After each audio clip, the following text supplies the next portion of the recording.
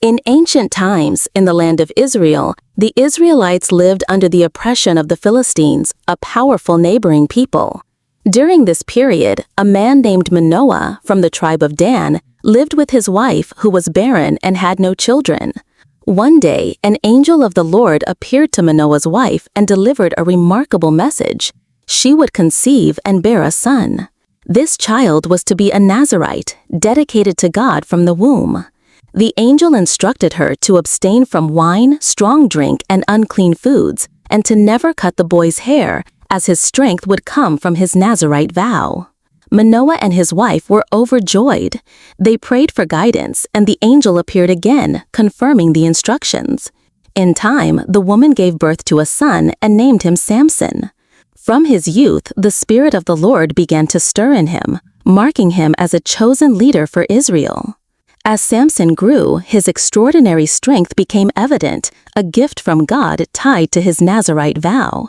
He lived in a time when the Philistines ruled over Israel, and his mission was to deliver his people from their oppressors. One day, Samson traveled to Timnah and saw a Philistine woman who caught his eye. Despite his parents' objections to him marrying a foreigner, Samson insisted, saying, "She is the one I want." Unbeknownst to them, this was part of God's plan to confront the Philistines. During his journey to Timnah, a young lion attacked Samson. Empowered by the Spirit of the Lord, he tore the lion apart with his bare hands, as easily as one might tear a young goat. He told no one of this feat. Later, returning to Timnah, Samson found the lion's carcass, now housing a swarm of bees and honey. He scooped out the honey and ate it, sharing some with his parents without revealing its source. At the wedding feast, Samson posed a riddle to the Philistine guests.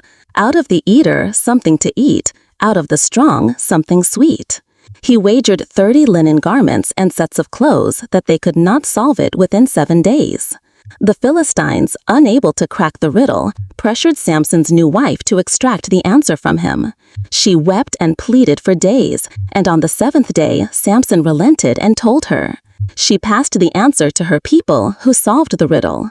Furious at their deceit, Samson went to Ashkelon, struck down 30 Philistine men, took their clothes, and paid the wager. He then left his wife in anger and returned to his father's house. Samson's wife was given to another man, which enraged him when he later returned to reconcile with her. In retaliation, he caught 300 foxes, tied torches to their tails, and set them loose in the Philistines' fields, burning their crops, vineyards, and olive groves. The Philistines, furious, burned Samson's wife and her father. This escalated the conflict, and Samson attacked them, killing many. The Philistines marched into Judah, demanding Samson's surrender. To avoid war, the men of Judah bound Samson with ropes and handed him over. But as the Philistines approached, the Spirit of the Lord came upon him. He snapped the ropes like threads, seized the jawbone of a donkey, and struck down 1,000 Philistine warriors. Exhausted, he prayed for water, and God split open a rock, providing a spring for him to drink from. Samson led Israel as a judge for 20 years, but his struggles were far from over. Samson's greatest weakness was his attraction to women, which led to his downfall. He fell in love with a woman named Delilah from the valley of Sorek. The Philistine lords bribed her with a vast sum of silver to discover the secret of Samson's strength. Delilah repeatedly asked Samson, "Tell me the secret of your great strength and how you can be subdued." At first, Samson toyed with her, giving false answers, binding him with 7 fresh bowstrings, new ropes, or weaving his hair. Each time, Delilah tested the answer while he slept, but Samson broke free easily.